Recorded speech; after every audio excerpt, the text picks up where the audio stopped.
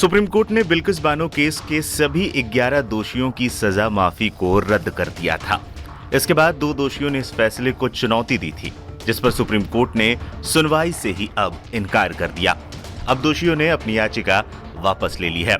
इस केस में दोषी भगवान दास शाह और राधेश्याम के पास अब भी फैसले के खिलाफ रिव्यू पिटीशन दाखिल करने का विकल्प है। दोनों दोषियों ने इसी साल मार्च में सुप्रीम कोर्ट का दरवाजा खटखटाया था और तर्क दिया था कि समान जजों की 2 बेंचों ने गुजरात सरकार के फैसले पर अलग अलग रुख अपनाया है। दोषियों ने कहा था कि सुप्रीम कोर्ट की एक बेंच ने महाराष्ट्र की सरकार को उपयुक्त माना था और दूसरी ने गुजरात सरकार को। ऐसे में स्पष्ट करना चाहिए कि किस सरकार का फैसला उपयुक्त होगा। दोषियों ने अपनी याचिका में कहा था कि सुप्रीम कोर्ट को स्पष्ट करना चाहिए कि समान जजों की बेंच द्वारा दिए गए 2 विपरीत फैसलों में से कौन सा लागू किया जाएगा। याचिका में कहा गया था कि फैसला विरोधाभासी है और इसलिए बड़ी बेंच के पास भेजा जाना चाहिए। हालांकि सुप्रीम कोर्ट ने इस याचिका पर सुनवाई से साफ इनकार कर दिया। इसके बाद दोषियों ने अपनी याचिका वापस ले ली।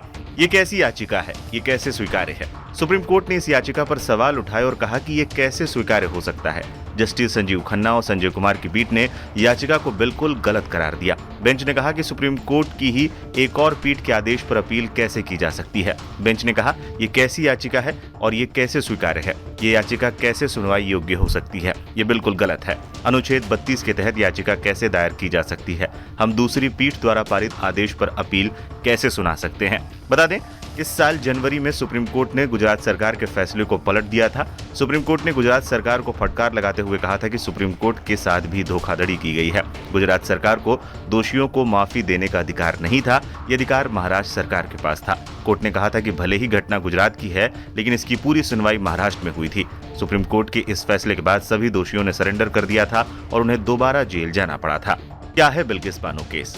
2002 में गुजरात दंगों के वक्त 3 मार्च को दाहोद जिले के रंधिकपुर गांव में बिल्किस बानो के साथ गैंगरेप किया गया था और उनके परिवार के 7 लोगों की हत्या कर दी गई थी। उस वक्त बिल्किस बानो गर्भवती थी। इस केस में राधेश्याम शाही, जसवंत चतुरभाई नाई, बका भाई वदानिया, राजीव भाई सोनी, केशु भाई वदानिया, शैलेश रमेश भाई चौहान, विपिन चंद्र जोशी, मितेश भट्ट, प्रदीप मोडिया और गोविंद भाई नाई के खिलाफ केस दर्ज हुआ था। सभी आरोपी 2004 में गिरफ्तार हुए थे। पहले अहमदाबाद कोर्ट में सुनवाई शुरू हुई, लेकिन बिल्किस बानो ने कहा था कि यहां गवाहों को धमकाया जा रहा है और सबूतों से छेड़छाड़ की जा रही है। इसके बाद केस को मुंबई ट्रांसफर कर दिया गया। साल 2008 में 11 दोषियों को उम्र कैद की सजा सुनाई गई थी।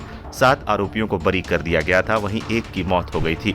2002 में गुजरात सरकार ने 1992 की माफी नीति के मुताबिक उन्हें गोधरा की उपजेल से रिहा कर दिया। इसके बाद बिल्किस बानो ने इस फैसले को चुनौती दी थी और सुप्रीम कोर्ट ने गुजरात सरकार के फैसले को पलट दिया था।